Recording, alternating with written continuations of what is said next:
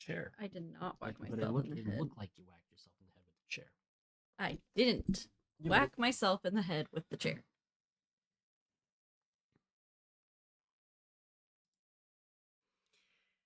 What is happening? Okay. Where are you in frame? You should come pretend like you love me. There you go.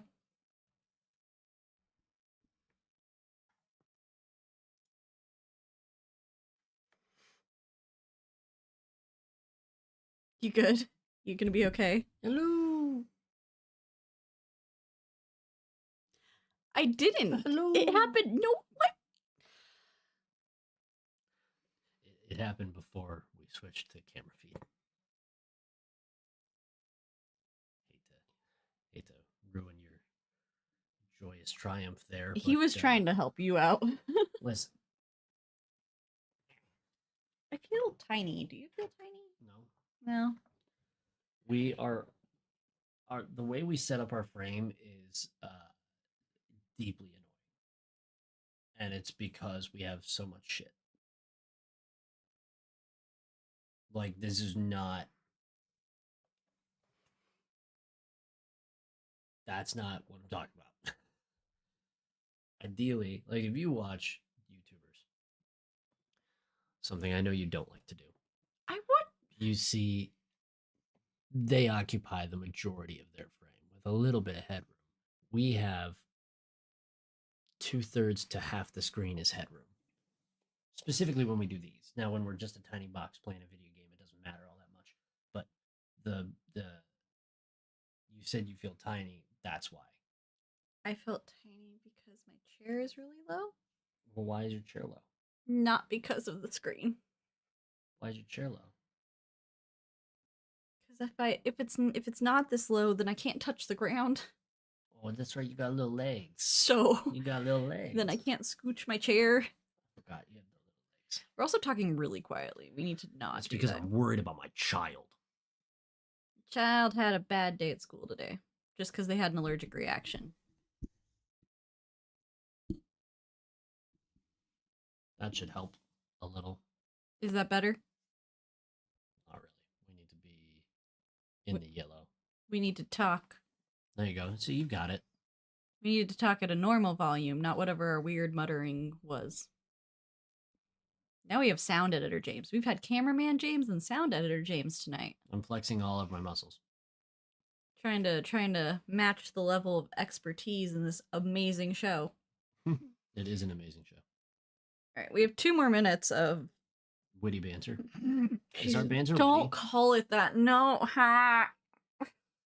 Does this banter feel witty to you? Another hot take. No witty banter. The banter doesn't feel witty to you. I don't. Stop. Does it even feel like banter, to be honest? What does it feel like? It feels like forced interaction. That's what it feels like. Forced interaction? Not with us. Oh. When they do it. Well, yeah, that's because it is. Because the guy who invented witty banter perished. He's not dead. He is to me. Oh.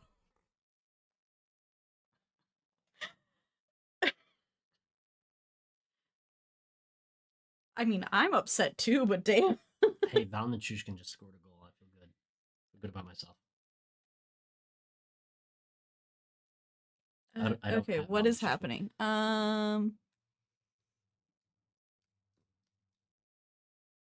What? Nothing. What are you confused about? There was messages that I hadn't read, and I saw another person pop in, and I wanted to read their messages.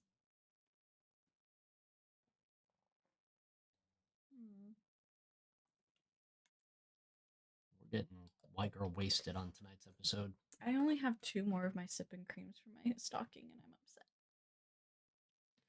No. The interaction with you guys, not forced. We're referencing a selection of channels, but specifically one called... Don't add All them. Right, whatever. We're referencing a YouTube channel where they lead their videos with a segment called Witty Banter. And it feels awkward. And it feels... Every time. It feels a little awkward. Every time. say probably 90% of the time. Yeah. Anyways, that's not what we're here for. We love you guys. We love you. This is not forced at all. No. If it was forced, you would feel awkward like we do. But you don't, and we don't. Do you feel awkward, James? At all times. Well, you're just an awkward person, so. That's correct. All right, you ready? I suppose. It is time to record an episode about a TV show that we watched. Why did you take away my screen, showing me the episodes so that I could read? Because I have to hit the record button. Look, you can still do it. I hadn't done it like this yet. What? What? Alrighty. Anyways. Oh my god. Oh no. You good? You ready? I'm fine. Are you sure? Uh-huh. Alright, let's go. You are the one who is not doing the fine. Why did you wait until I hit record to say that? Because I wanted to. Hi, I'm America. Yes. That's James. Also yes. This is one of our rare TV episodes that we try to do. It's true. They are rare. And it's because you know how hard it is to watch an entire season of television? No, I'm on season 4 of Downton Abbey, and I started that this week. Okay, so for me, it's really hard to watch an entire series of television. It's hard. I get bored and I give up. But in this case, as with a small handful of other cases that we have recorded, I did not get bored and give up. And it's because there was only 8 episodes of a fun little TV show called The Fall of the House of Usher. Yes. Now, you may be thinking, The Fall of the House of Usher, that's a really obscure poem by Edgar Allan Poe. And you would be correct. However, it is also a TV show where every word that is spoken and every character is a vague or on the nose reference to Edgar Allan Poe and his many, many, many, many, many, many, many, many works. I don't know if you can call it like an obscure poem by Edgar Allan Poe, because it's apparently, as I learned last night while we were doing research for this episode, his most like well-known poem is The Fall. Raven. No, they said like, or his best-selling or something was The Fall of the House of Usher. You can't tell on the audio, but I just made a face that would say, "Are you sure?" That's what the video last night said. I wasn't sure, and the video said that, and I was also shocked. Did you corroborate from the random YouTuber we watched? I'll look right now. Look right now while we sort of murmur about the show. Now, this show has a stellar writer, a stellar director. It's Mike Flanagan. You might know him from other Netflix projects like The Haunting of Hill House, The Haunting of Bly Manor. Is that right? Haunting of Bly Manor? Yeah. Midnight Mass. Midnight Mass is the other one. Which isn't as good. I think he's working on something else now, but he is sort of a big household name in episodic horror right now. So he put this all together. It's a 8-episode miniseries, if you will. We've got just a phenomenal cast and crew. Carla Gugino, Bruce Greenwood, Rahul Kohli. Who else is like really famous? Okay. Mark Hamill's in it. You were right that his most famous poem is The Raven. But his most famous short story. I apologize. I misspoke. This is a short story, not a poem. And I also technically misspoke, but was correct in what I was trying to say, which is this is his best-selling short story, or most well-known short story, is Fall of the House of Usher. So the show takes place splitting time. We spend more than half of the show in the present day over the course of a 2-week period in which everyone related to our main character, Roderick Usher, dies. The other portion of the show is a series of flashbacks back to when Roderick Usher was a much younger man in the 70s, or sometimes even a child. Yes, we time jump a lot with past Roderick, but the the key events for him start in childhood in episode 1, moving up to the 70s into the 80s. Um, and that's basically the time frame that we spend with him in the past. Now, there is imagery and references like nobody's business. I've heard tell that there is a ghost in every frame of The Haunting of Hill House. There is a raven outside at all times in this show. There is so much to unpack, just in terms of references and in terms of like stories that Poe wrote that were really well published and well known. Or And like facts about from his real life or anything. and there's also like references to some of his most obscure works, like his play he wrote one time, He wrote a play, he wrote a novel? his novel that he wrote one time.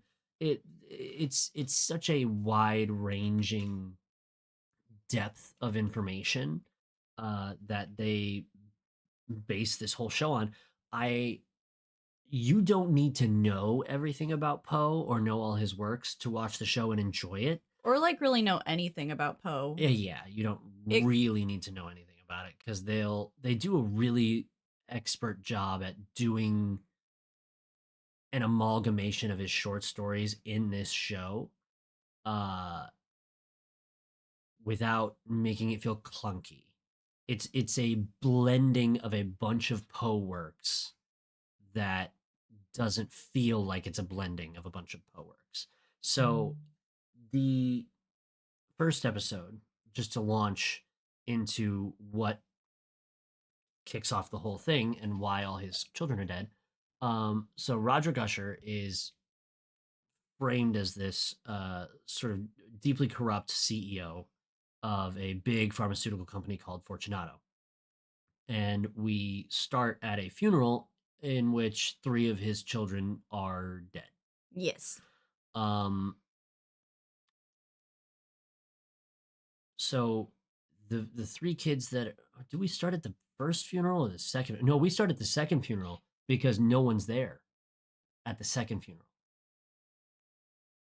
Okay, so at the first funeral, you remember the whole church was like packed with guests, and then at Yeah. the second funeral, same church, empty. But it's for the first 3 kids that we start with because the other 3 haven't died yet.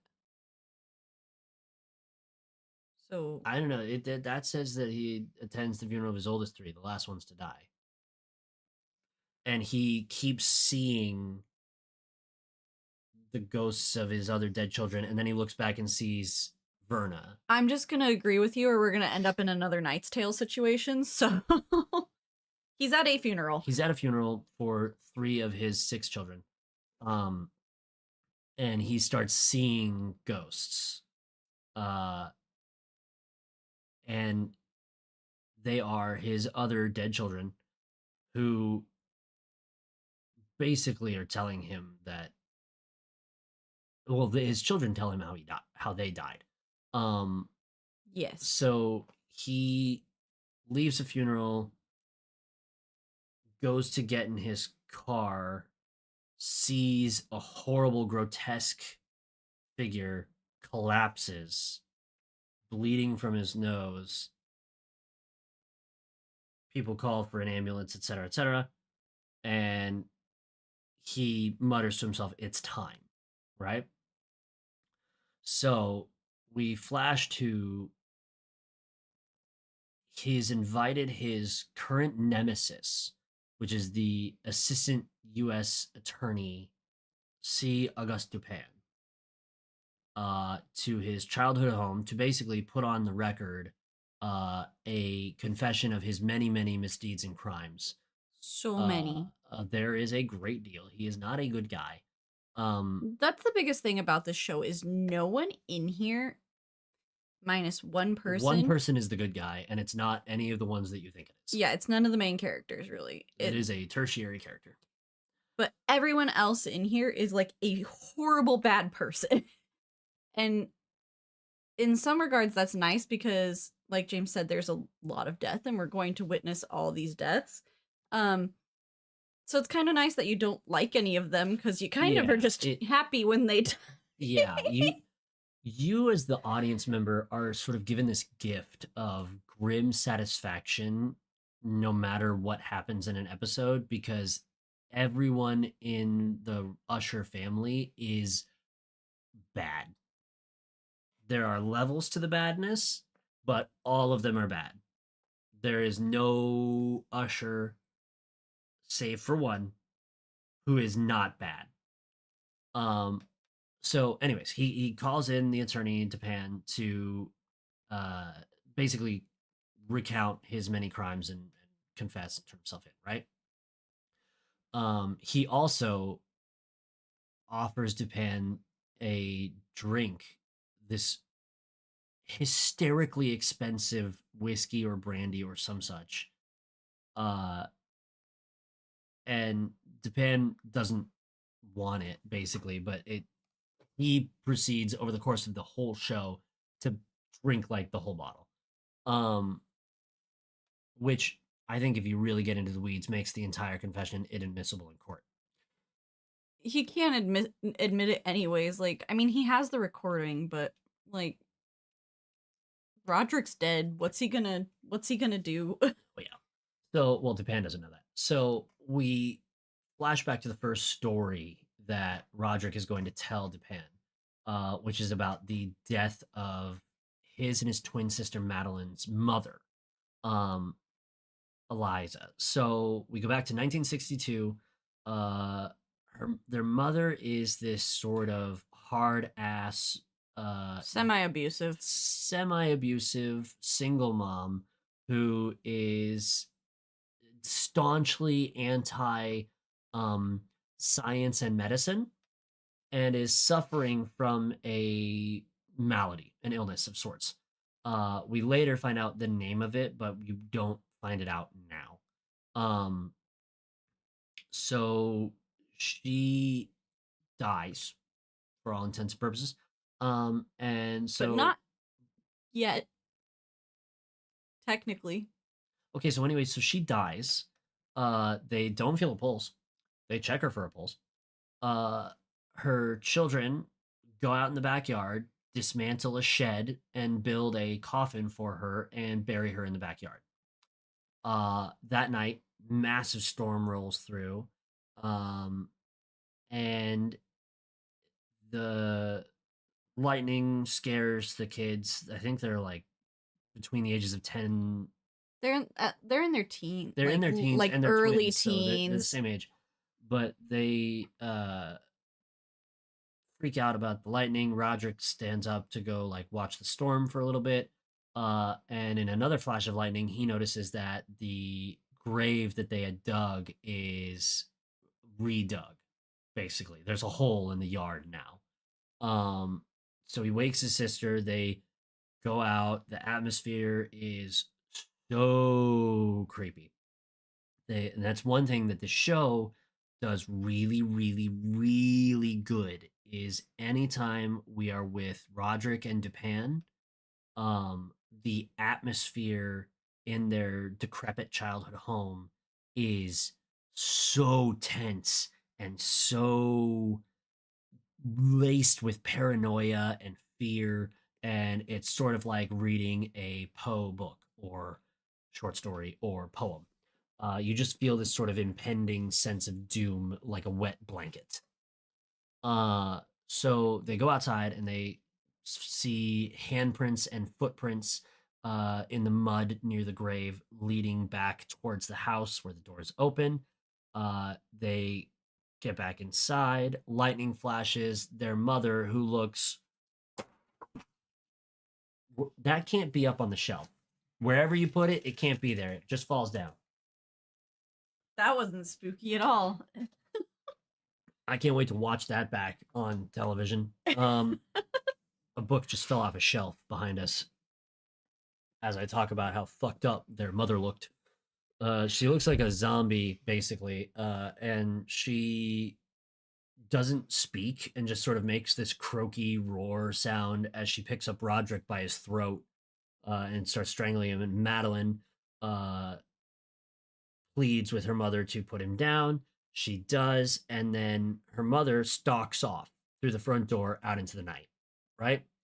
Um, she then stalks basically around the corner to where her employer lives.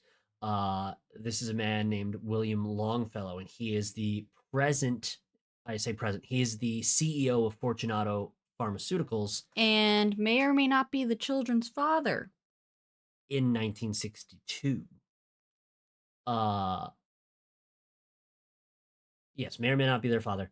Um, she, the mother, goes to their house, basically pushes open the front gates. For reasons that will not be explained, William opens his front door with a flashlight to investigate the storm, apparently, and is so surprised to see Eliza there looking so disheveled He also that thought she died, I think. he just No, he didn't sort know. of lets her strangle him to death.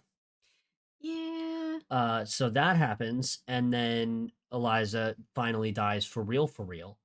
Um, and the children witness this horrible nightmare. Uh, then we flash forward to the present, 2023, I think it's set in. And a trial begins to hold the Usher family responsible for the deaths of the many, many, many, many, many, many people who were taking their sort of linchpin drug called ligadone. Which is basically, It's a painkiller. and it's more addictive than like heroin. It's like what's that drug right now that's a painkiller that hospitals Morphine? use? No, no, no, no, no. Oh, the one. In patches, Yeah, the one. and sometimes people miss them. This is so important because this was a big deal in my family. Yes. What is it fucking called? Fentanyl. Fentanyl. Damn. Sorry, all right, I didn't mean to clap. Holy fucking shit, man. God. I just wanted to Okay. make sure you were all awake. All right. That's all. I'm gonna need to do something about that. Or you just leave it in there, yeah. because now we've talked about it. Yeah. Ah, God. I'm gonna tie your hands to the chair.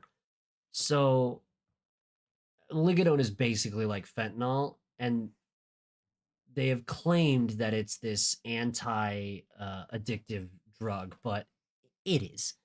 And it's supposedly contributing heavily to the opioid epidemic. Sorry. So then, as this trial begins, led by Dupin, he mentions an informant within the Usher family who has fed him information. Uh, and this causes a great deal of consternation amongst the family. Uh, they all start immediately bickering and infighting. And Roderick basically puts out a bounty for someone to tell him who the informant is. And it was like $2 million, right? It was something, or like a bigger part of the inheritance or something stupid. Yeah, he basically just puts out a hit for them and was like, whoever tells me gets more. No. Yeah. Whoever tells me who the informant is gets more rich. Is Right. the essentially the thing. Yes. And to wrap the first episode, Roderick starts to talk of a night that we will flash back to many, many times, and it is New Year's Eve, 1979. So the night right before we're going to jump into 1980, and he is talking of a odd interaction that he and Madeline have as they are out and about enjoying their New Year's Eve. So, Enjoying. Yeah. So that's basically episode 1. It hooks you with the creep factor, but the show really doesn't even pick up until the next episode. And when I tell you this, a lot of shows, especially miniseries, struggle with pacing. Like it might take too long to hook the audience, or you might get hooked and then it just drags and drags and drags. Sounds like or American sometimes Horror it Story. hooks you and then it pushes you too far too fast and too much shit happens at once and you get overwhelmed. This show moves in the too much all the time way. It's not really like a properly overwhelming amount of things going on, but everything that happens affects everything else. So this is very much like a butterfly effect show in which everything that happens in each episode will affect or has been affected by the one prior. Mm-hmm. And so you can't really like jump in somewhere and try to catch up. You got to start at the beginning. But additionally, once you hit episode 2, the gas pedal is pushed into the floorboards and it is not released. Not until the credits roll at the end of the last episode. So it is a furious acceleration and hold of just absurd speed. And I think too, it's definitely one of those shows that's like every time you think it can't get crazier, It will and does. it does. And it's you'll be recovering from the last episode, and James is right. You really don't get a break because you will still be processing and recovering everything from the last episode to only then be like thrown immediately into more chaos and destruction as the Usher family crumbles from within. Truthfully, the show has so much stuff that is like deeply disturbing material that like we when I watched it, America had watched it before me, but when I watched it for another thing that I've done, it was I had to limit myself to no more than 2 episodes a night because it's just so much constantly. And I Especially think as you get into the later episodes too, it gets yeah, harder and harder. yeah. So let's run real quick through episode 2. Um, so we flash back to 1979 when a much younger and fresher Japan is looking into some grave exhumations that are linked to a drug trial at Fortunato. Um, the younger Roderick is living with his sister Madeline um, and his first wife, Annabelle Lee, with their 2 children, Frederick and Tamerlane. Those 2 will come up later, pinky promise.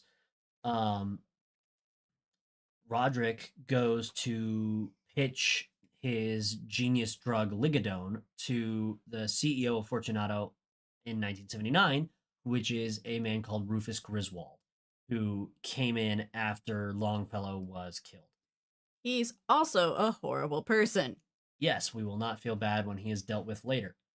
Um, so he goes to pitch Ligadone and basically gets laughed out of the room, but not without Rufus sort of like taking note that this could be something.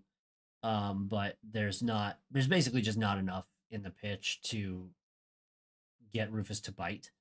Um, and after the failed pitch, we straight up flash forward right back to the present day, in which a handful of people, Important people. It's important people, the youngest son, Perry or Prospero, yeah, the oldest son, Frederick, who we just mentioned in the flashback, and then their lawyer, who is played by Mark Hamill. He is called Arthur Pym, and he's the best character in the entire show. No, Not like a good person. I think he's the best acted. yes. Mark Hamill puts on a master class in Sinister. Now Mark Hamill, obviously a deeply talented actor. Luke Skywalker for all eternity, the Joker for all eternity. He's got the range to do stuff like this, and he comes in to play this Arthur Pym character, nicknamed the Pym Reaper. Um, and he is just so sinister the whole time. It's the only real like good word I can come up with to describe his performance. When he's on camera, your spine tingles the wrong way.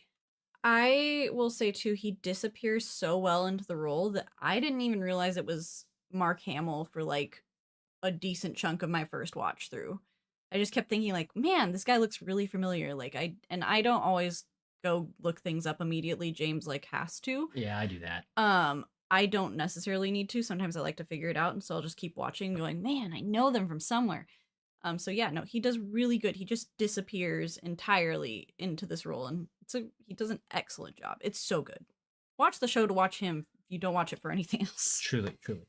So in the future, we're in this meeting with Prospero, Frederick, and Pym as they're dealing with some folks, I believe, from the EPA, dealing with some environmental concerns about a handful of their Older older properties. properties. Now, Prospero is young, dumb, dumb, dumb, young, Egotistical. super arrogant, and dumb. He's not smart. He's an organizational genius. However, he's also wrong about all of the things. So he nearly blows this meeting.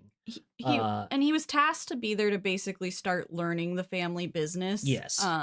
From Frederick, who is basically running Fortunato as his father's sort of go-to guy. Yeah, he's like probably the COO. Yes, right now. I believe that is correct.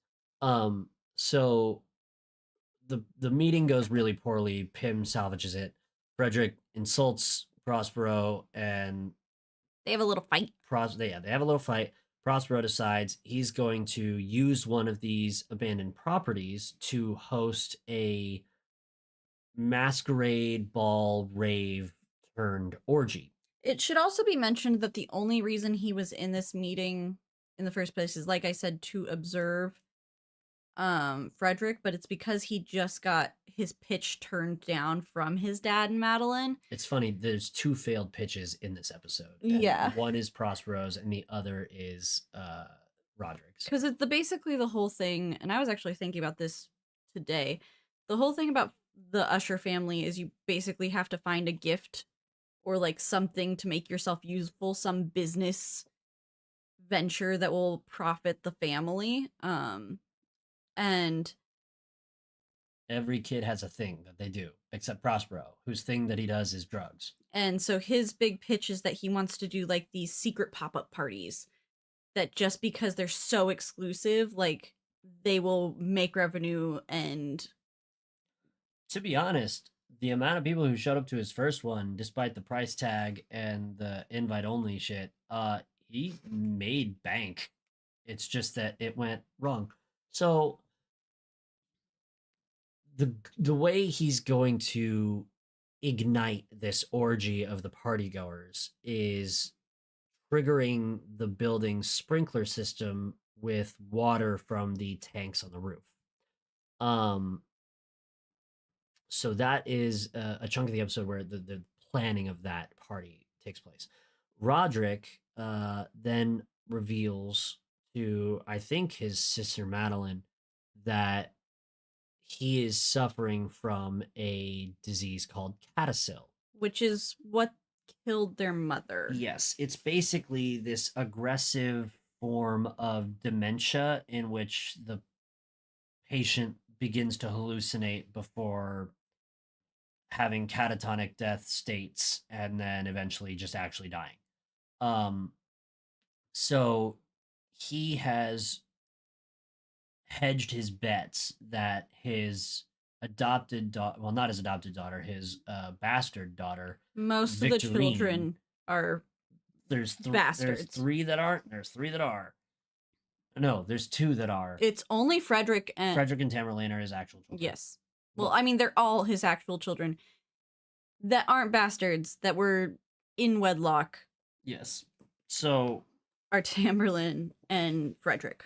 Right. So he's pinned his hope for his survival on his daughter Victorine's experimental heart mesh, basically a little glove that fits around your heart to keep it pumping, to help with that. And it would, in theory, help with an awful lot of diseases that Would save a harm the lot heart. of lives. Yes, that's the theory. So while he's hedging his bets on that, Madeline is trying to create an AI using her. It's not her granddaughter. It's using Roderick's granddaughter's memories. Now, this sweet summer child is named Lenore. She is the only She's the good only person. good person in the show. Everyone else is a fucking asshole. It's just Lenore who is a good person. So that's all sort of happening in the background.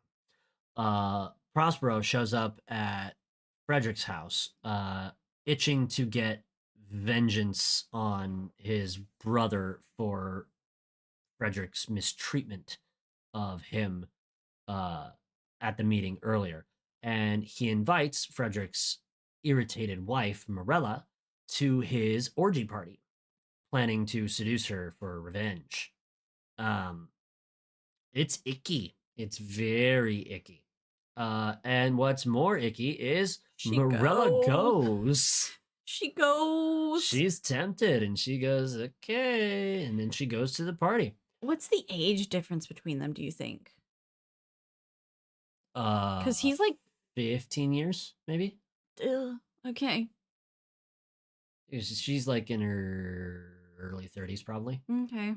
Frederick's in his 40s because he was born in 1979. I was talking about between Perry and... No, I know. Okay. Perry would be 18-ish. Okay. Well, he's probably, I think he's 21, 22. He's in his young 20s at least. So Morella goes to the party. The party's going off great for all intents and purposes. It is exactly what he wanted. It is exactly what he wanted. And then Verna shows up. Now, Verna is an unnamed spooky witch named or played by Carla Gugino, who also just sinks into the role. You pretty quickly register that she's sort of like this omen of death. And her name is an anagram for Raven. Yes. So she shows up and basically tries to warn Perry of the consequences of his actions and gives him a somewhat vague and stern warning that he should stop the party. Yeah, he should not. He's one of the few people in this show that gets like a second to turn his act around. Yeah, a lot of the siblings do not get the opportunity to save themselves.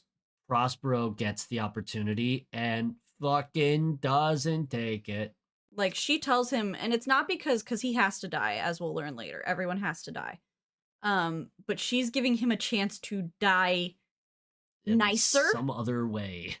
Than what is about to happen. Yeah, she gives him an out to change his fate just a little bit. Still gotta die. You don't have to die like this. So he doesn't really bite. Verna warns the staff to get out. I don't even think she warns them. She basically uses some sort of mystical power to get the staff to leave. And she also does, because she doesn't have to die. She tries to give Morella a chance to leave. She goes, you should get out of here. Yes. And Morella does not leave. Morella makes a lot of poor decisions to get to where she ends up. But everything from this moment on is not her fault. So Perry gives the sign to let the orgy commence. The sprinklers go off. Everyone's really excited for approximately 2 seconds. And then you're going to remember that a lot of these properties, and the one that Prospero picked, were medical facilities. And also due to be condemned due to the amount of horrible, like, waste and chemicals and things that were in them. Yes. So the liquid that descends upon the party is not water. It is acid And chemical waste. and chemical waste, and everyone melts. Into one big fleshy pile. Yep. They're all kind of stuck together. It's a big melty pile of goo. Everyone dies except Morella, although she also melts. She is not well. No, Verna comes back into the building, kneels down by a still alive but quickly fading Prospero, kisses him on his forehead, I think. Puts her mask on Puts him. her mask on him, and I think kind of as a last. Disappears. I think she put her mask on him kind of like as a last fix, because she does have a sympathy because he's just so young. Like he had time and chances to turn his life around, so I think it's one last courtesy to him that she puts the mask on him because his face was so disfigured. I don't know. Yeah. That's just my theory. Either way, he's dead. Morella's fucked up.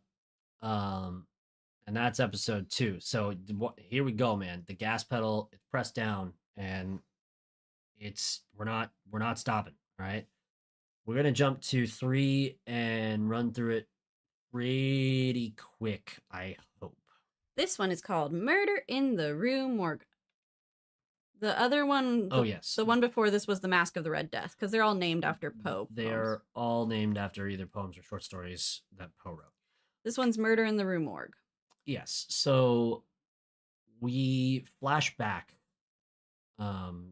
way back to Rufus Griswold, the CEO of Fortunato, taking credit for Ligadone. Basically strong arming Roderick to accept that he got played for basically hopes and dreams that maybe someday Roderick can be a good idea guy for the CEO.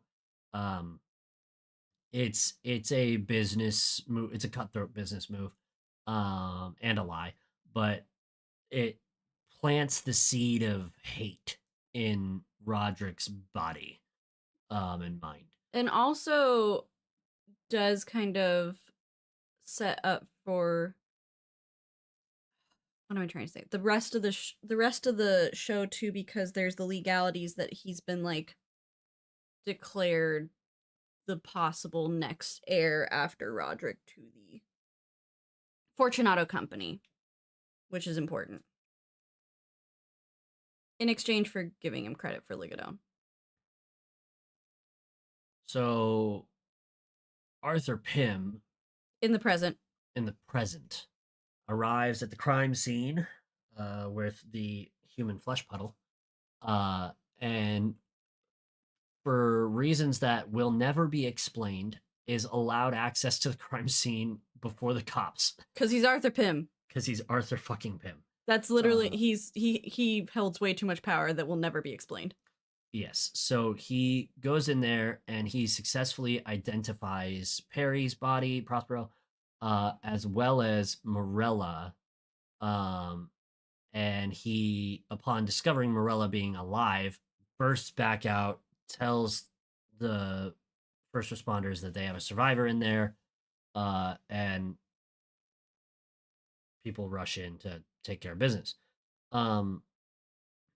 Roderick, in the more present day, like 2 weeks in the future, tells Dupin that he hid their corrosive waste in the tanks to avoid federal regulations. Which is the crime that caused Prospero's death. Right. So he blames himself for Prospero's death, although he makes sure to lash out at the guy who connected the hoses to the tanks for not testing the liquid in the tanks and just assuming it was water. So then we get a quick look at our sibling who's going to die today. Next up on the chopping block, Camille. Now, Camille's special skill is that she is an extremely effective gossip. PR person. Yeah, they call her the spin doctor because she basically runs a PR firm that she kind of solely uses to It's the benefit her family. she is the family's PR savior, basically. Anything that happens to the family, she can make disappear in the media, basically. So she discovers that Victorine's heart mesh uh, has been tested on animals illegally, and they were unsuccessful tests. Which leads Camille to believe that Victorine is the informant, because don't forget, all the siblings are trying to hunt each other down to figure out who's the informant for the reward that Roderick promised. Right. So a series of events occurs, which leads to Victorine and her partner basically work together on this heart mesh. Um, Victorine goes to visit her partner one day and runs literally physically into Verna, who talks her way into becoming the first human test subject for Victorine for the heart mesh. So Victorine books the surgery illegally without informing her girlfriend slash doctor coworker Ali Ruiz. I think she even forges her signature. Yes, she does forge her signature on the documents, which makes it illegal. So Verna's working that angle, and you're paranoid about it. Then we flash to Tamerlane, who we see has a fetish that is unique. It's very unique. We can probably leave it at that. Yeah, but also no, because they sort of drip feed you Tamerlane's problems right now, so that in 4 episodes, when we get to Tamerlane, it's been festering for so long. They do that with both Frederick and Tamerlane. Yeah, they kind of get tortured a little bit more than every other sibling, because they, kind of like Madeline and Frederick, are the most corrupted. Yeah.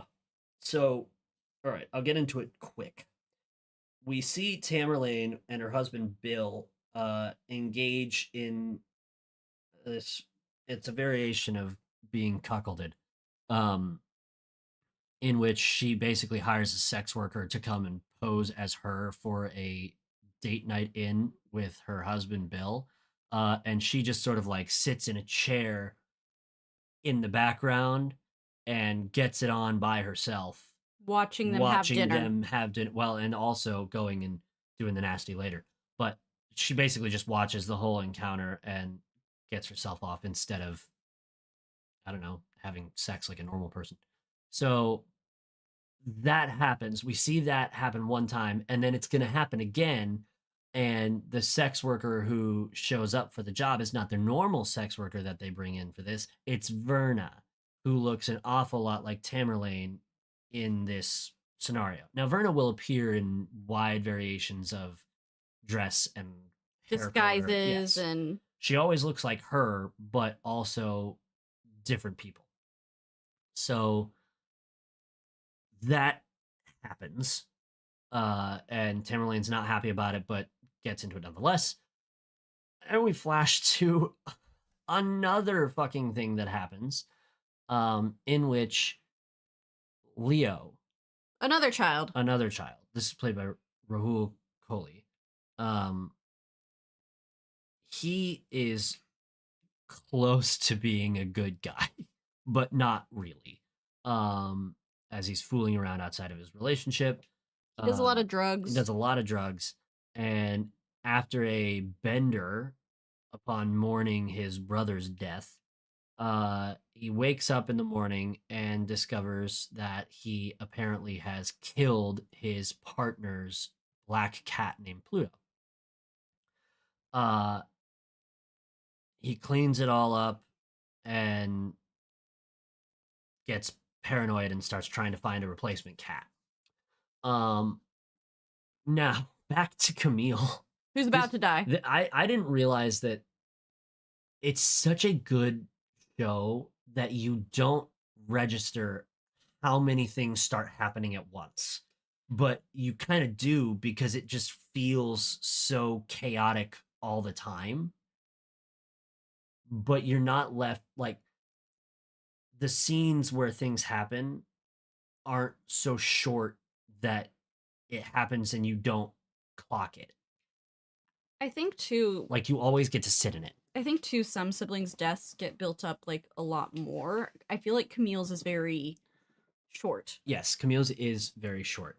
Um, and there's a lot more that goes on sort of behind the scenes with Camille and her weird intern sexcapade people. And we'll leave it at that. Watch the show. Yeah, there's a lot that goes on with them and Her her and investigating all the stuff.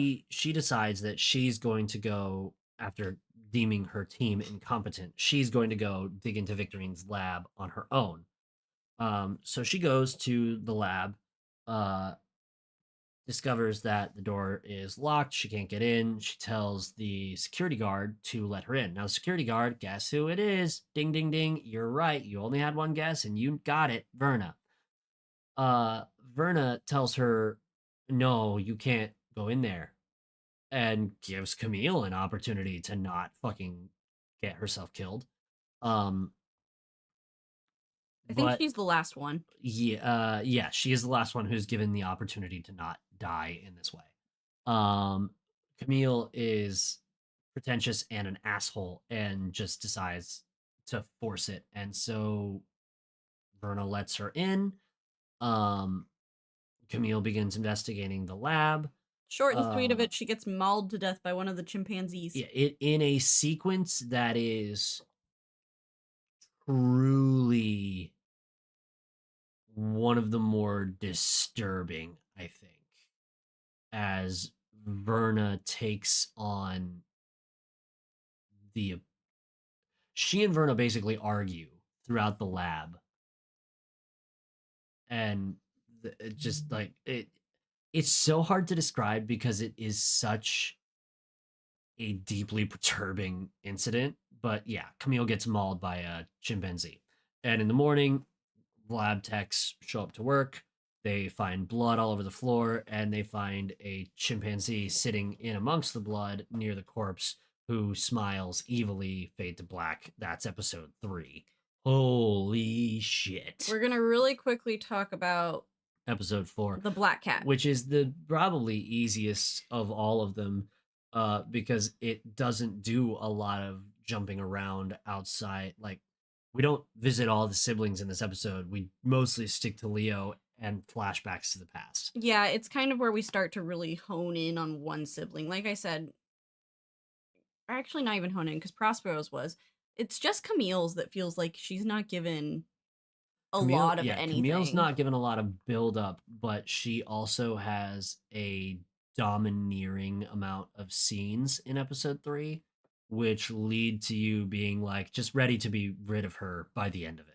True, she's not a great person. It's really well acted by the actor who plays her. I can't remember her name, but it's really good.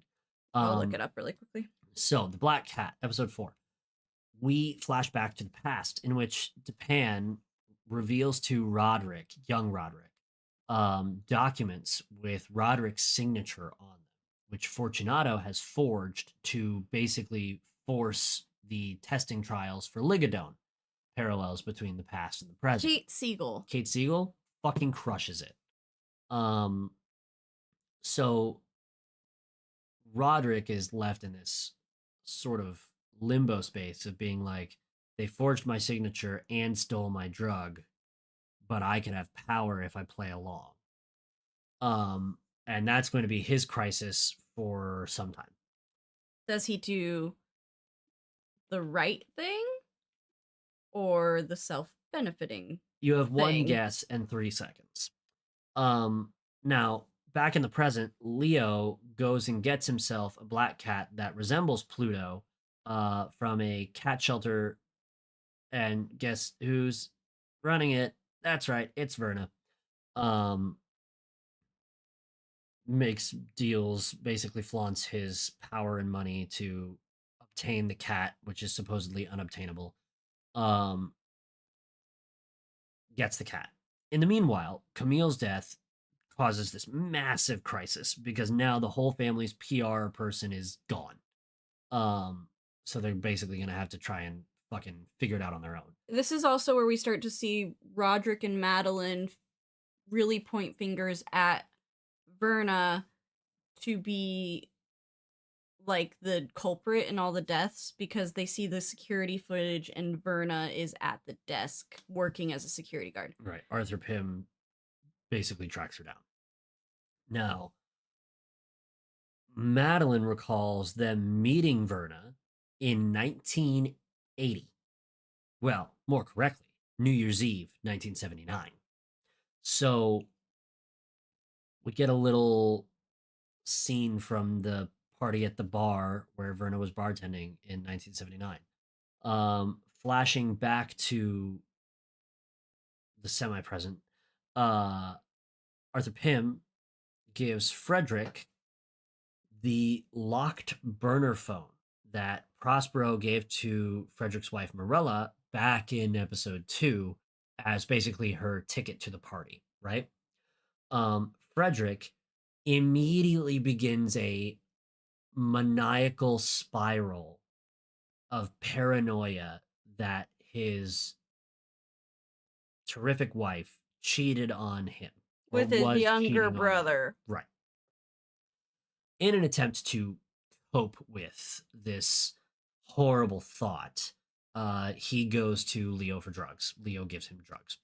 Leo, I don't know what Leo does for the family. He runs a video game studio.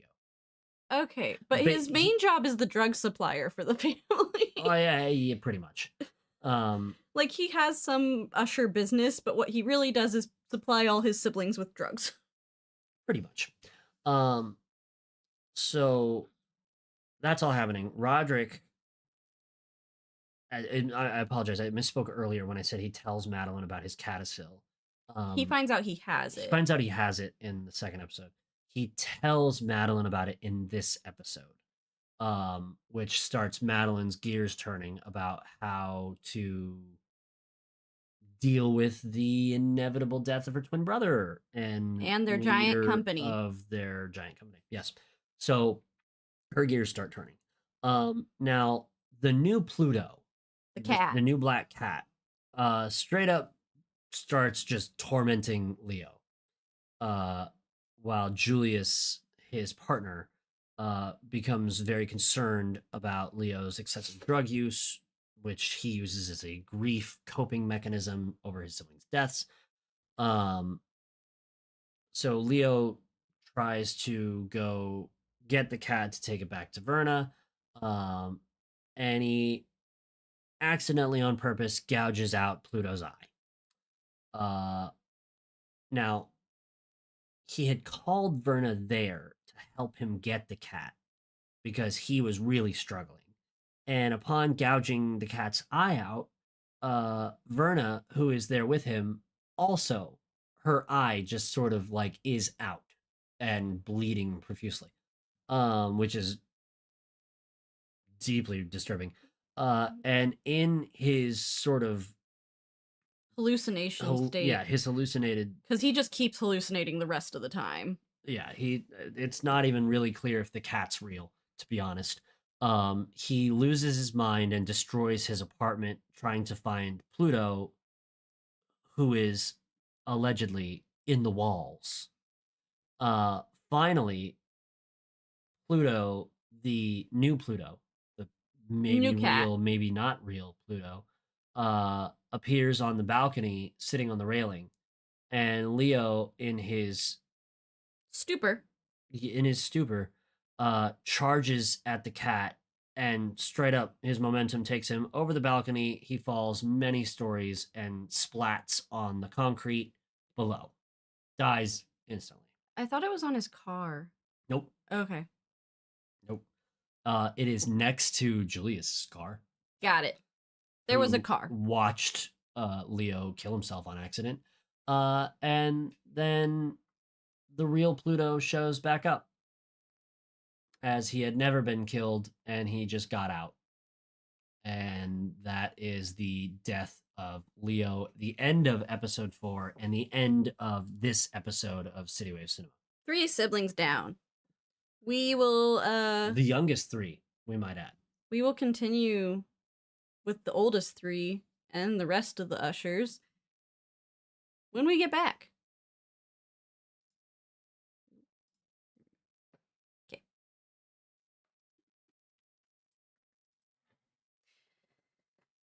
All right. We will take a short break.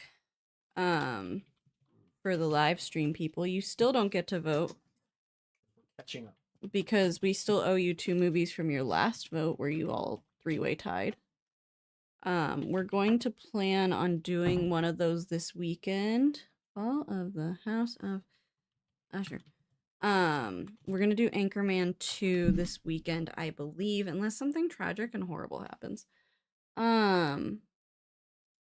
But that's our plan, is to get Anchorman 2 done. And then all we have is Brothers, and then you guys can vote again. We do have some good stuff lined up, like for the votes, like we got Sonic 3 because we've done the other 2 Sonics. Wicked is coming out. I know I want to put like Moana 2 on there. There's some really good stuff coming out to either finish up ones that we've already done on the channel or brand new things that I want to make James watch, like Wicked. So, good stuff coming up to vote, but you don't get to vote right now. We will be right back. That is the wrong graphic, America. It's this one. We will be right back.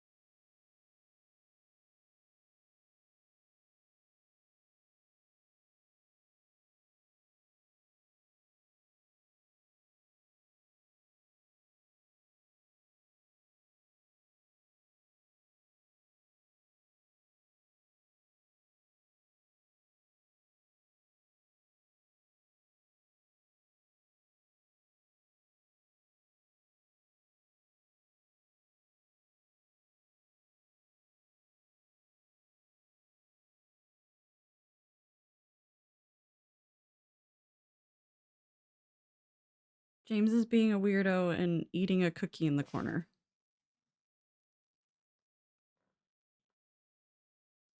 You do need to watch Wicked. It is a cinematic masterpiece. And that's not my words. It's collectively decided.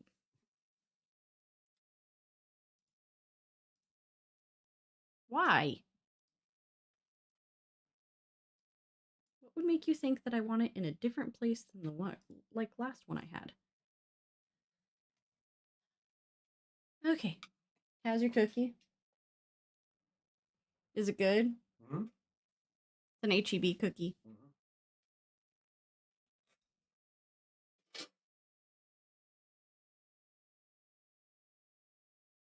Well, right now, like, wait another month. Because right now you gotta pay like a bunch of freaking money. I think it's like $20 even just to rent. If you wait a month, it'll be on Peacock. Then all you need is to find someone with a Peacock subscription. Like my old dog sitters.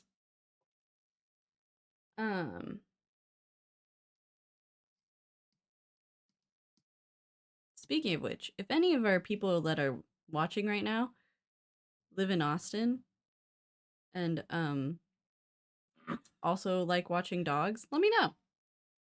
Yep. Please. Please. All right, you ready? If I gotta be. Well, hey, listen, to be fair, you're the one that chose to do this episode. It was all your idea. I didn't even think about it.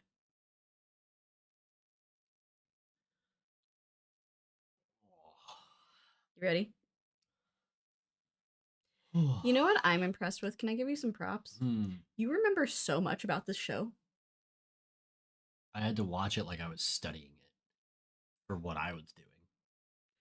I'm just impressed because you're like, I need this up here so that I don't get lost, like the synopsis and stuff. And I'm like, you're pulling out facts and stuff that I don't remember, and I've watched the show twice. So it's like I'm re-experiencing it right now again with you. I'm here to help, you know?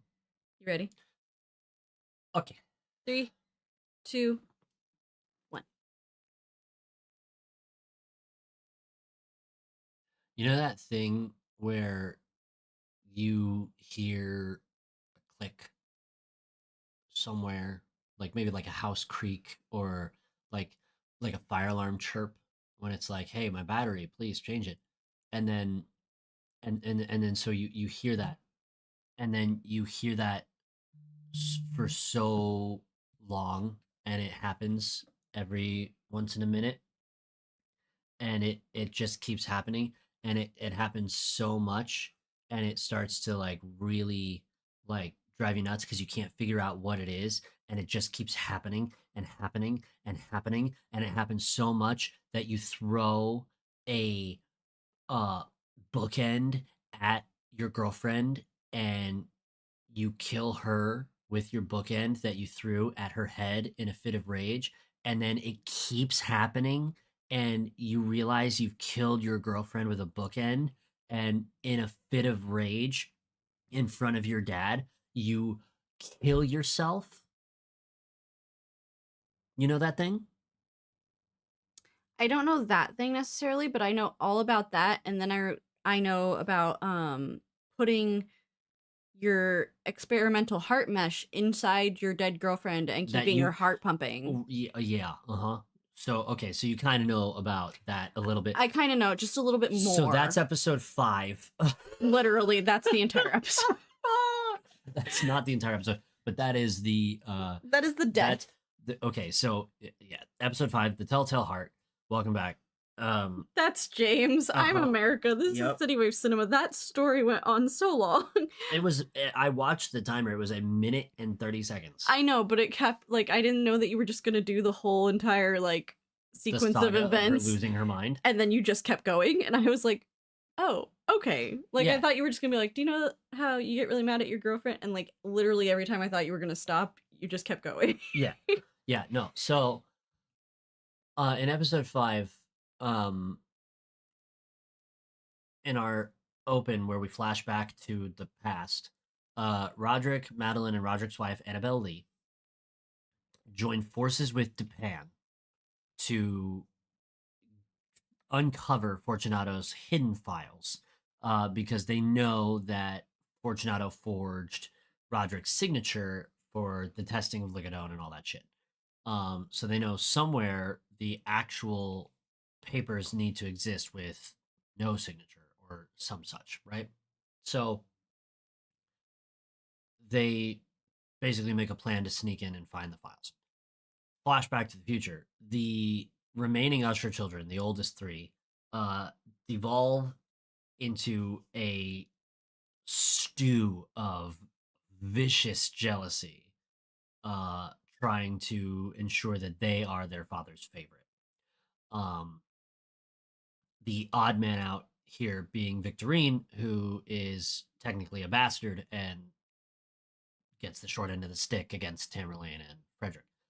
Um, so a couple things happen in this episode that are real problematic. Chiefly, Frederick gets the hospital to discharge his wife, who is like most of her skin is like melted and gone. So she's in a hospital bed, wrapped up head to toe in bandages, gauze, etc., etc., etc. Right? She can't talk, but she sometimes can be awake. Frederick gets the hospital to discharge Morella into his care. Frederick convinces his daughter, Lenore, that this is the best thing for Morella, and he is going to take care of Morella and get experts and doctors, blah, blah, blah, blah, blah, blah. He's not going to do any of those things. He just wants Morella under his observation and control for the time being so that he can basically punish her for cheating on him, which she did not do. Listen, this show is a lot. It's a lot. At a lot of times. If I were to put a trigger warning, even to horror fans or anything like that, it's grotesque, man. On this show, it would be the abuse that happens to Morella from Frederick. And we're going to get into it, so I'm putting it out there now. But we don't get into it until we're going to get into it 7. This episode, like, of our show, though. Yeah. So I just want to put the trigger warning out now that if that is something that is... If you're bothered by abusive situations, don't hang out. Don't hang out here. We will not be offended, and also don't watch the show. Like, that'll be something, just don't. Yeah. Because it's a lot. Yeah, and it's bad. All of it's bad. I literally blocked it out of my mind. Because when I went to go rewatch it with James... She hid under the blanket. I did that, and I didn't even remember that it happened. Like, I actually blocked that part of the show out of my mind for my own sanity. Like, it's bad. Yeah. Anyways, carry on. So anyways, Victorine admits to her girlfriend Allie that she forged Allie's signature to basically rush the human trial for her heart mesh on Verna. Bearing in mind, her heart mesh has failed every animal test on the chimpanzees, all of which were also illegal. So it has not been successful. Clearly not going to work, but she's convinced that it will. Because it'll work in a human for some reason. Yada yada. Now, Japan in the future, sitting in the decrepit old house with Roderick, admits to Roderick that there isn't actually an informant, and he made that up, which I think is illegal. But he made that up to spook he said it in court. Did he? Yeah. Okay. It was the first day of the trial. He submitted it as evidence, which is, I'm pretty sure, falsifying evidence, which I'm pretty sure would get the whole trial thrown out. Like, the move doesn't make sense to me, but story-wise, it's great. I see. I thought he just mentioned it. Like, I thought he had all the evidence and stuff, but he just mentioned, like, when in passing, when they were talking about it, he mentioned that he had, like, that there. I don't know. Never mind. Yeah, no, whatever you're saying is wrong, because he straight up said that he did not have an informant, and he made that up so that they would get paranoid and destroy each other. Yeah, but I didn't think that was on the record in court, I guess is what I was trying to say. On the record or not, it was on camera, for sure. So he tells that to Roderick. Now, I'm going to take an aside here for a minute to talk about the many, many scenes where we sit in the decrepit childhood home of Roderick and Madeline, where Roderick is sitting with Dupin. Now, Roderick is suffering from CADASIL, and there is no medication for that. And he is neck deep in hallucinations. And he is pretty constantly having outbursts in reaction to his hallucinations that disturb Dupin a little bit. There is also some bump in the night type noise coming from the basement, which Roderick says is Madeline. And that Madeline is just down there doing stuff, Um, and she'll be up later. it is also should be noted that all of the hallucinations that Roderick is experiencing is the child that dies in the episode that you're watching. Or sometimes all of them at the Yes. same time. Because he frequently will experience seeing all of the children that are dead at that point, which is all of them. But yeah, he is. But you never see like a child that has died in an episode you haven't watched, because Yeah, yeah. there's no spoilers on how anyone dies. You find out As it happens. Yes. So the masterpiece of work that is this scene setup in the decrepit home, it's lit just so perfectly that you could convince yourself you see things moving in the background. On the rare occasion that something does move in the background, it's clearly lit and you will notice it without problem. But if you know anything about Mike Flanagan and his ghost in every fucking frame at Haunting a Hill House, you start looking for haunts. You start looking for the horrors in the background of all the shots. You will not be rewarded, but you will be looking for them. And it adds to your sense of unease and paranoia as a viewer to the show, which is just masterful storytelling. I think what's really great about Flanagan as a director is he is a masterful artist at the show and not tell of storytelling. You get the story told to you, but he's really great at just showing you how things happen without telling you how they happen yet. And that's just really cool. He does a lot of really great foreshadowing and like showing the story before you even hear it happen. Now, flashback to the past, kind of. And Tamerlane and her husband Bill break up because Tamerlane is driving herself nuts and also starting to hallucinate, and also is paranoid that Bill is cheating on her with Verna. She's having a psychotic break because she's focusing really, really hard on this launch of her wellness package called Goldbug that Madeline has more or less placed in her or on her, that this is like the only thing that can save the family company from ruin at this point. Yeah. Madeline's a sociopath. No emotions. Pure malevolence. Madeline is a fucking piece of work. Tamerlane is crumbling under the pressure. Yes. So she's losing her mind. She and Bill break up because Bill doesn't want to be a part of this madness anymore. Roderick goes to Victorine's house.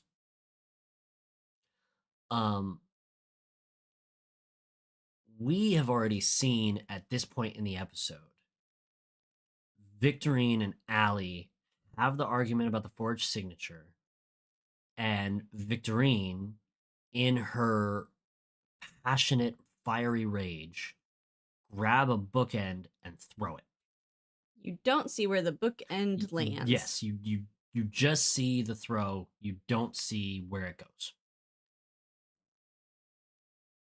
Now, Roderick shows up at Victorine's house to talk about the heart mesh. Victorine, throughout the whole episode, has been hearing the heart mesh trip. And she's been losing her mind. Tore apart her office trying to find it. Yes. Now, Roderick also says he can hear it, which makes Victorine feel very good. But she slips right back into going mad because she can't figure out the source of it, right? So the two of them start looking around her house all the while, Victorine's memory of her trauma that she has just committed starts coming back to her, in which she realizes that she threw the bookend at her girlfriend's head. It hit her in the head. It killed her. Uh, and in her desperation to keep her girlfriend alive, she carved open her girlfriend's chest, separated the ribs, put the heart mesh on her heart, and stowed her in an office. Now, to be fair, it does not keep her alive, But it does keep the heart beating. which was the problem with all the trials. Now, Roderick finds the corpse. And this is where, what's the actor who plays Roderick's name? He's a frequent collaborator with, Bruce Greenwood. yes, Bruce Greenwood puts on a fucking masterclass in acting from this moment until the end of the show. He's already been pretty good. Yeah, it's but not to say that he was doing like a bad job before, but like this is the moment where his character sort of snaps as he realizes he's the going to die. extent of the damage of what he's done and that he's going to die and a whole host of other things. Because the heart mesh was his last hope. So he's coming to terms with a lot right now. So he finds the corpse. Victorine rolls in and is like being real cavalier about the whole thing and like clearly manic. And picks up this big knife and looks like she's going to kill her father before a like moment of, I don't know, lucidity and realizing that Allie's like good and truly dead, and then she fucking stabs herself with it and kills herself in front of her father. Um, and that's episode 5. It's fucking bananas. But it is not as bananas as 6 and 7 and 8. So, you know, it's an escalation here. So we move to episode 6, entitled Goldbug, which is the name of the wellness package that Tamerlane is pushing, right? So, Poor Tamerlane. I do semi feel bad for her. I mean, she's an asshole to everyone around her at all times. But she didn't do anything like Yeah, but that even bad. before she had her mental breakdown due to the stress, she was an asshole all the time. I'm not saying she was like a super great person, but I think of the siblings, like her business practice, at least in particular, wasn't responsible for like a bunch of people's misfortune. Yes. So, yes. So in present day, which is pre the sitting in the decrepit house, Tamerlane is dealing with her many hallucinations due to her insomnia, the pressure, you name it. That's Her what's breakup, causing her everything. hallucinations. She's having a bad time. Psychotic break to the max. Yes, we spent a lot of time in this episode dealing with that. Madeline tries to convince Roderick that Verna is a threat as the bodies keep falling. She tries to remind him of the deal they struck back in 1980. But Roderick is sort of like denying that it's all real at all. I mean, fair. Madeline, also, I believe this is the episode where she and Pym execute the hostile takeover of the company to oust Roderick due to his medical problems. They try to get him to go along, but yeah, it's the start of their coup because the board's not well, and the board's turning against him, and right. all this stuff starting to happen in the background with Fortunato. That it's like the only time where politics actually plays a role, but it's like business politics, and it's just vicious and brutal. So she pushes her scientists at the company to develop AI for consciousness mapping. which is not what Fortunato does normally, but her goal is to turn Fortunato into a tech company instead of a pharmaceutical company. Um, Maybe if they had done that before, a lot of people wouldn't be dead. yes. So Arthur Pym digs into Verna and finds somehow, in a way that will not be explained, but Magic Pym. yeah, Pym magic. Arthur Pym is just a guy, but he is the closest thing to a supernatural being in this show that is not already a supernatural being. Like Verna does a lot of crazy shit because she's a supernatural being. Arthur Pym does a lot of crazy shit, and we know he's just a man, but boy, does it feel like he's got some supernatural ability. So he digs up Verna's history, linking her to various prominent families, politicians, actors, etc., Both in the dating back past and present. hundreds of years, dating back. Like it doesn't make any sense. Mark Zuckerberg's one of her people. Yes, that's true. Now, Morella. She begins speaking. Which is a problem. Hoarsely, but she begins speaking. Which leads Frederick, her darling husband, who is on the world's longest cocaine bender, to use a variant drug to basically put her in a catatonic state in which she can see, feel, but can't move or talk. Now, he does this because he still believes that she has been unfaithful to him.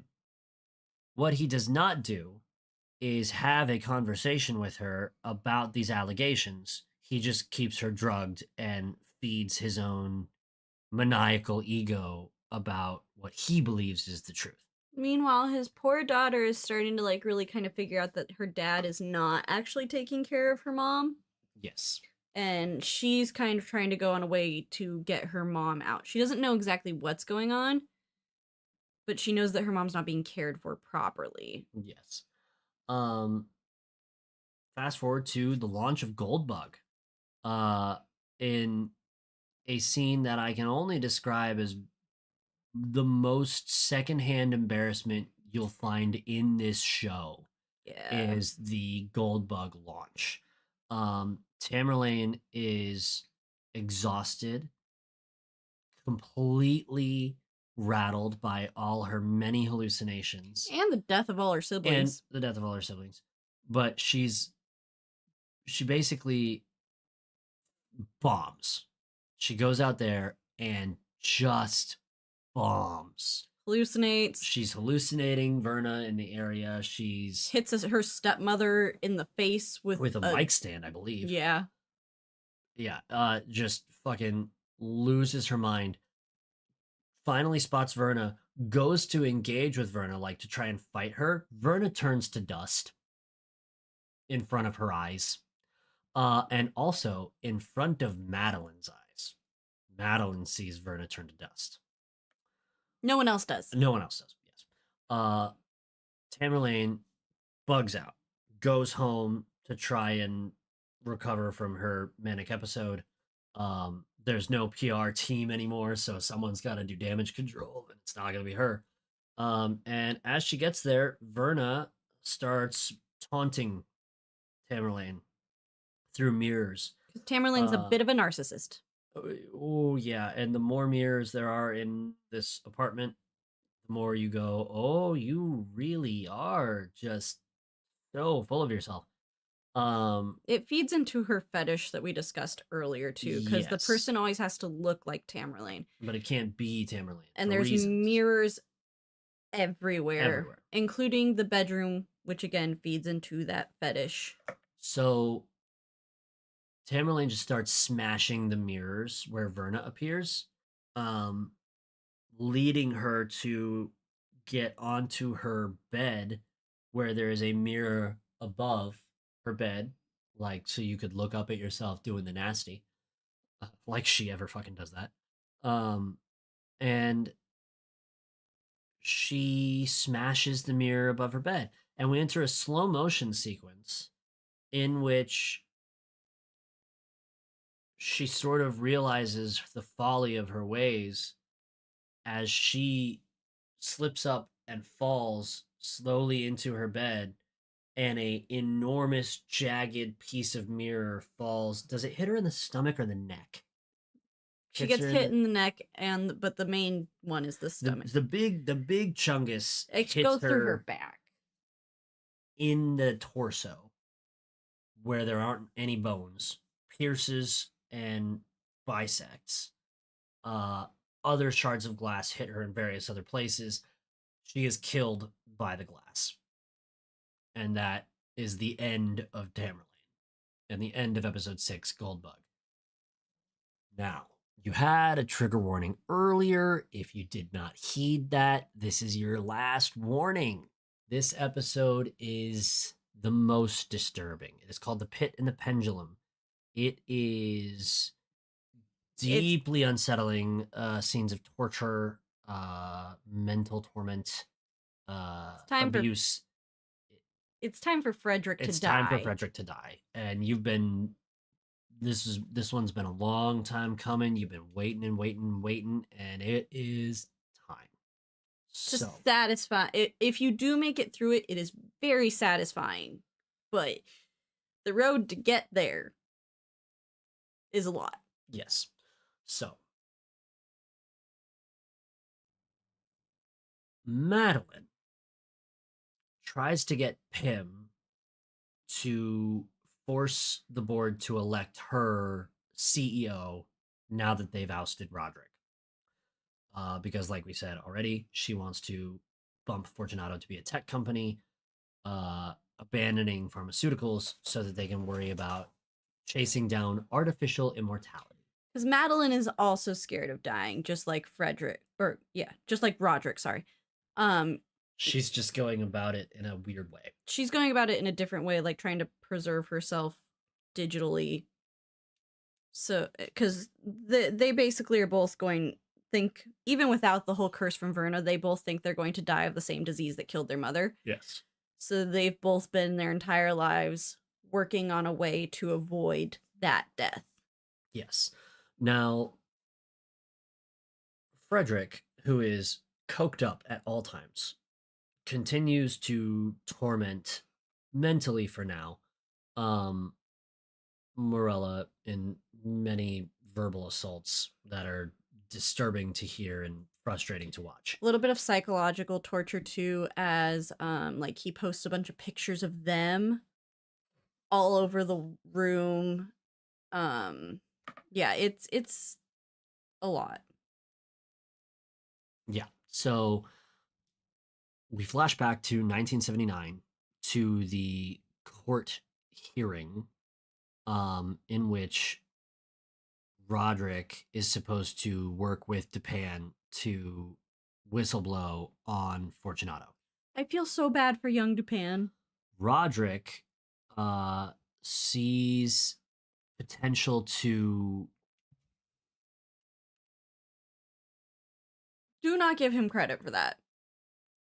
This all came from that bitch's manipulation. This is all Madeline in Roderick's head telling him to do the self-serving thing instead of listen to freaking Annabelle Lee and do the right thing. Right, well, he does it and makes the decision, so it's his fault. I blame Madeline. You can blame Madeline all you want. Madeline doesn't betray Dupin in court. Roderick betrays Dupin in court, choosing to take the self-serving way. The advice from Madeline. Yes, so he basically says that all the signatures are his and not forged, which tanks Dupin's case. Saving the company, earning its gratitude, he gets moved up to be a top employee akin to CEO. He's Roderick's new best friend. Yeah, he's in the upper circle echelon of people now, right? So his wife leaves him and takes the children too, I should add, because she doesn't want anything to do with someone who would be like that. So that happens. And we said something that wasn't true at the beginning of the show, as I'm realizing now. There are actually two ushers, technically, who are good people, and the other one is Annabelle Lee Usher, who is Roderick's first wife. Juno's all right too. We never really talked about Juno. Juno is Roderick's new wife slash plaything slash miracle. Basically, he's only married to her because it's a PR thing. Yeah, she is a proof and success concept that the drug Ligadone can change lives and works.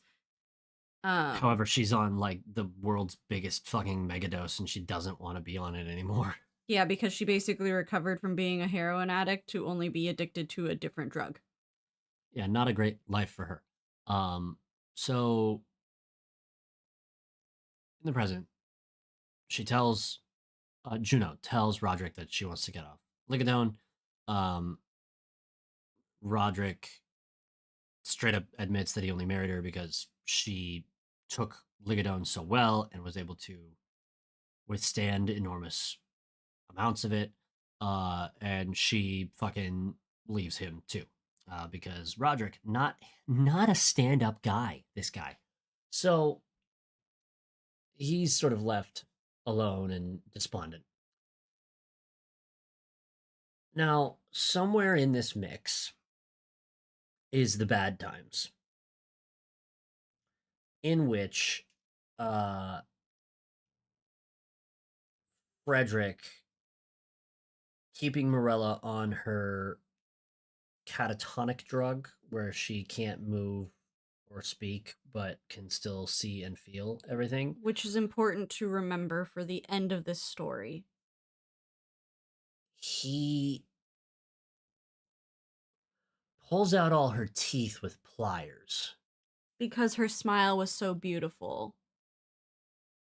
Which is what a completely sane drug addict would do.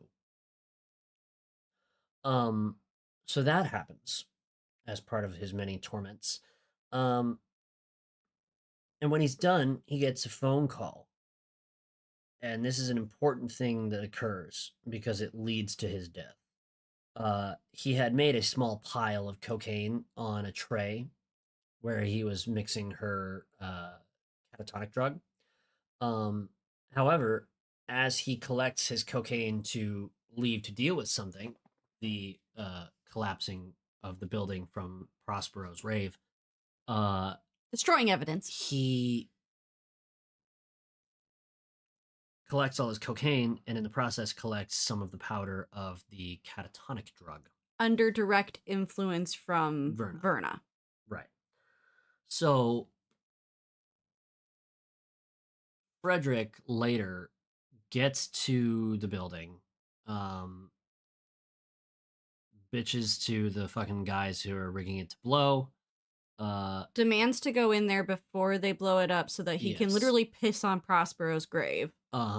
Because fuck that guy, I guess. He goes in there and he starts taking a leak and he doesn't quite feel right. And then he falls over. Presumably in his own urine. Realizing that he can't move or talk, but he can look around. And then we get a great monologue from Verna. Which is where the satisfaction comes in, because you get this great monologue from Verna about how she could have done this to him any number of ways. Any way, like, number of ways he could go out. And she chose this one because of what he did to Morella. He gets the worst death probably of anyone in the entire show because of the horrific atrocities he committed to Morella. And that death is him being able to see and feel everything as a pendulum swings, because this is the pit and the pendulum for your Poe reference episode. As the pendulum swings down, closer and closer, cutting him little by little by little as the building collapses around him. Yeah. Fuck Frederick. Fuck all the Ushers, really, but really fuck Frederick. Hate him.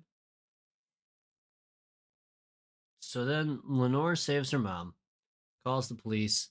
Uh, Madeline, in her foolishness, uh, is convinced that she can save herself if Roderick dies, and gets him to OD on Ligadone in the basement of Fortunato.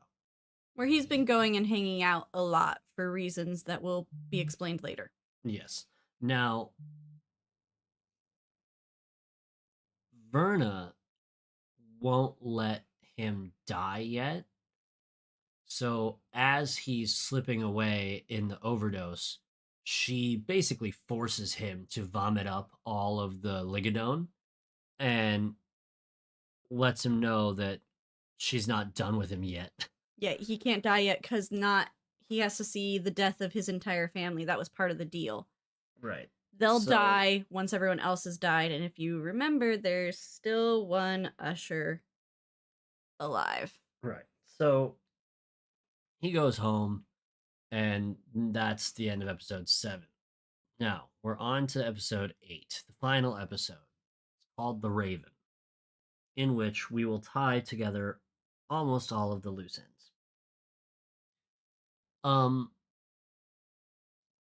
Back in 1979, post court disaster with Japan, Rufus Griswold makes Roderick his right hand man after he saves the company at the court.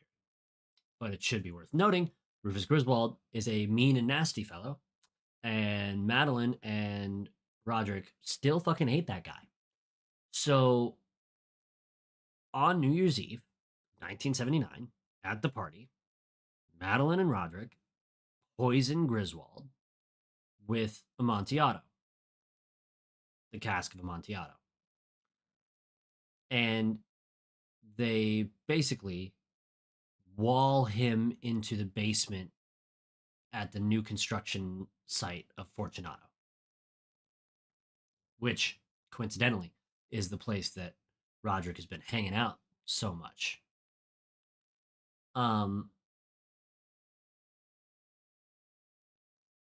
For all his problems, Rufus goes out pretty calm.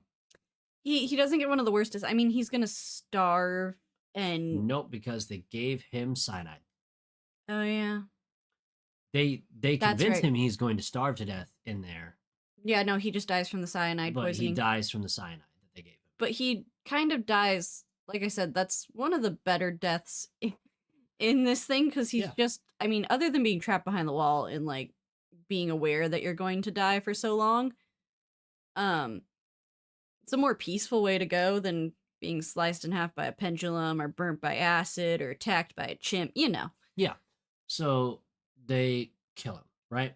Now, they plan to frame Rufus and have Roderick take his place on the board, taking over as CEO of Fortunato.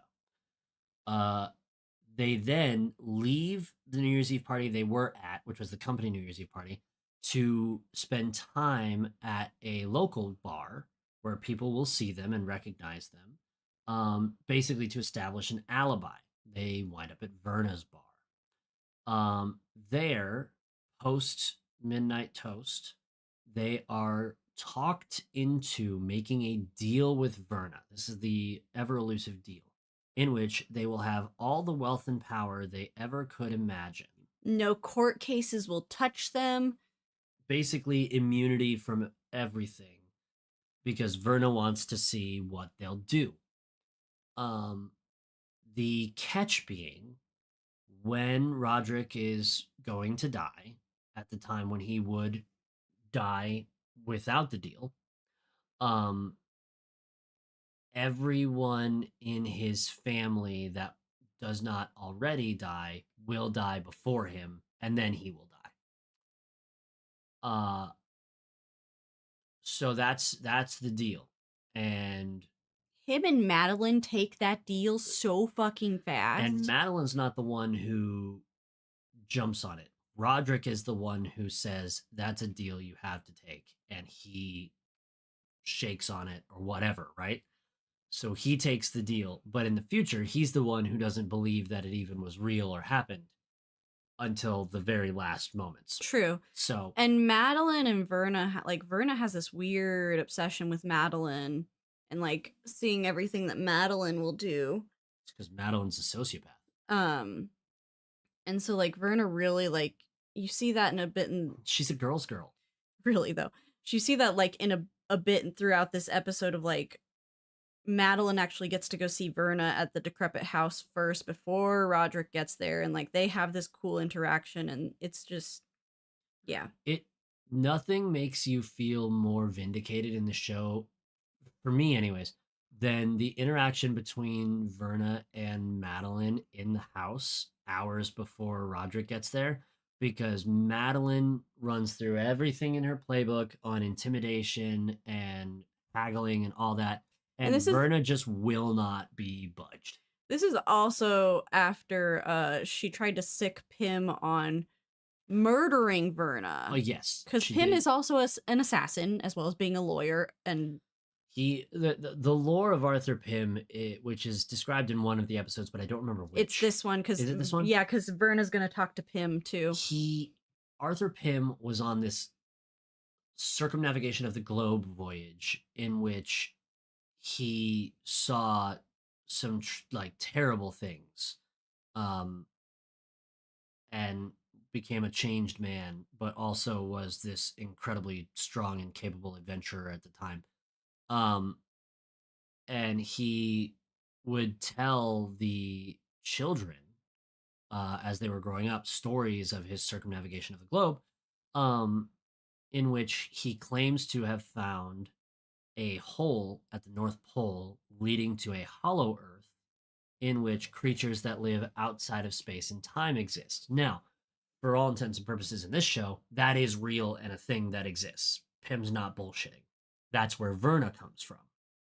Yes. And Verna, when she talks to Pym in this episode and offers Pym a deal of immunity for his many, many crimes, she asks if he remembers her from the island near the hole, because he remembers seeing a woman on an island by herself at the North Pole in the fucking 80s, 90s, whenever it was he did it. And he mentions how it always disturbed him. And that was her. And I don't remember what the quote is. It's such a good quote, but he refers to having met death before.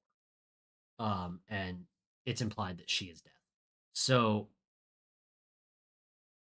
he basically holds up at the house, injects her with a syringe as she comes through the door, rolls her up in a carpet, calls someone to let them know it's done. And Madeline. He got it. He calls Madeline to let her know it's done. As soon as the call's over, she's out of the rug and just being Verna. They have their conversation in which she offers Pym a deal of immunity for his many crimes. And Pym opts to play his cards that he has been dealt. He does not want to do any business dealings with this creature. Yeah, he doesn't. Which is smart. Yeah, it's almost like a Rumpelstiltskin deal. Like he doesn't want to take that deal. He's like, I'll figure it out. Thank you. Even if I'm arrested and jailed for the rest of my life, which won't be that long, he is quite old, I'd rather do that than get into business with you. They share a moment of mutual respect, and he fucks off. Now, the night comes. Roderick's at home. Verna rolls up, but it's not for him. Lenore is there, living at her grandparents' house. Her dad's dead. Her dad's dead, and mom's catatonic. Yeah. So Verna, based on the deal that she made, now has to kill Lenore. So Lenore tucks in her grandpa, goes back to bed. Verna gets Verna another killer monologue. Verna explains that what is about to happen is not her fault, is the fault of people who came before her, and explains all of the wonderful things that are going to happen because Lenore because existed. Lenore existed. Um, Foundations will be made and funded, and I think she lists the actual number of lives that are saved by the foundation. Um, and Lenore sort of like just takes it very calm.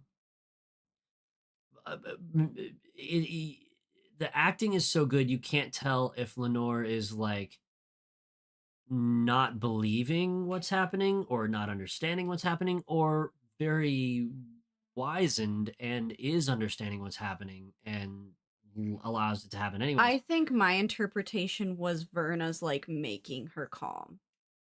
Kind of Intriguing. kind of like she's done for like when she froze Frederick to make him basically like take the drug. Like I feel like Verna's just like, I'm going to tell you all these things. We're going to be very calm, And then she and then you're taps her going to go to forehead. sleep. She taps her forehead and Lenore passes away. Painless, peaceful death. Verna then tells Roderick that he needs to call up Japan and confess to all his many crimes and problems. And Roderick decides that obviously he's going to do that, but he's going to go out on his own terms, if you will, uh, and with a little bit of sibling vengeance and insanity. Uh, he invites Madeline to the old house, where he supposedly poisons her, kills her, pulls her eyes out, and replaces them with sapphires that once sat in the eyes of a mummy in Egypt. He basically gives her like a queen send off, an Egyptian queen send off, which also ties into Verna always calling her like her Verna calls her like Cleopatra a bunch. I didn't even track that. Yeah, Verna always calls her like my Cleopatra. I want to see what you do, my Cleopatra. So it kind of leads to this whole connection with Madeline and her death. So So then, as he finishes telling Japan the tale, um,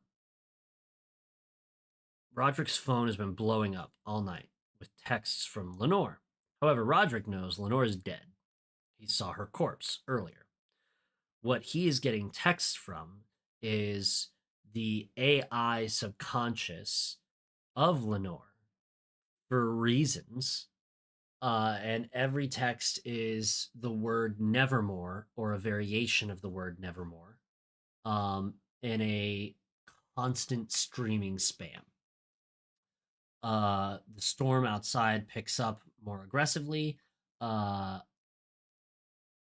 Finally, the bump in the night in the basement is Madeline, who is blind and fully enraged. She stumbles up from the basement in the same fashion that her mother did all those years ago when she picked Roderick up by his neck. She charges Roderick somehow uh, and strangles him strangles him to death.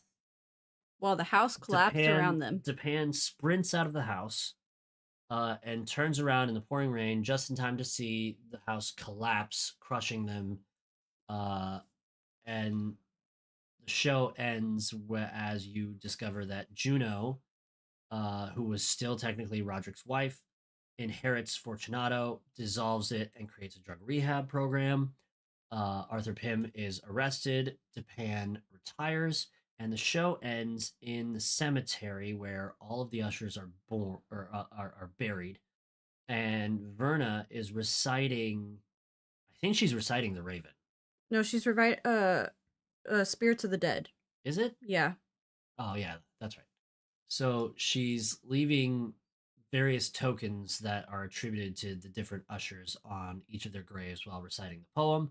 And then she fucks off to fuck up somebody else's life, and Finish Mark Zuckerberg, I the guess. show ends. Its time is coming.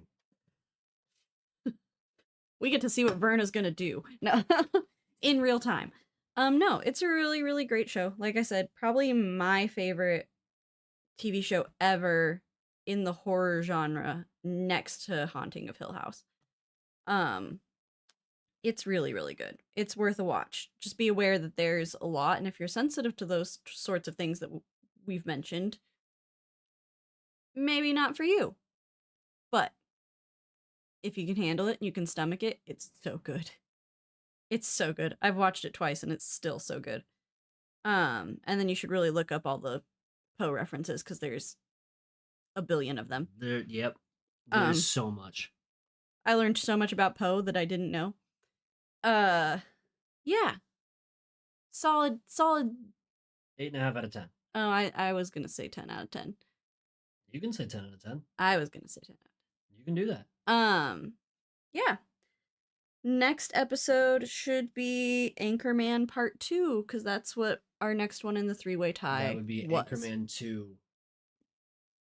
Something of Ron Burgundy. I looked it up right before this because I wanted to see where we were going to stream it. I don't remember the name of the movie. The Legend Continues. Oh, yes, The Legend Continues. Because the first one's The Legend of Ron Burgundy.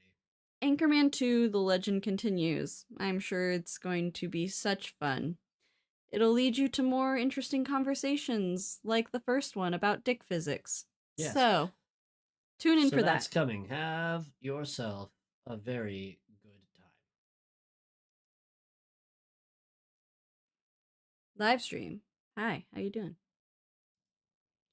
Thanks for hanging out. Not to be one of those people, but if you could hit that like button before you leave, that'd be great.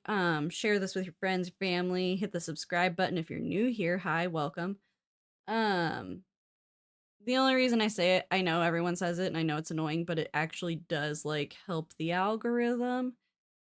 So, you know. Then also anywhere that you listen to podcasts, we're there. You can listen to old episodes that don't exist on YouTube because there's like 100 of them. Yeah, for real. Because I think one of the first episodes we did on YouTube was the 99 problems tier list. So, yeah, go give it a listen, and we will see you next time. I'll hit the right graphic eventually tonight. Last time I turned the good night one on and it was supposed to be right back, and right now I turned be right back on instead of the good night one. It's fine. We're not coming right back though. Why would you turn that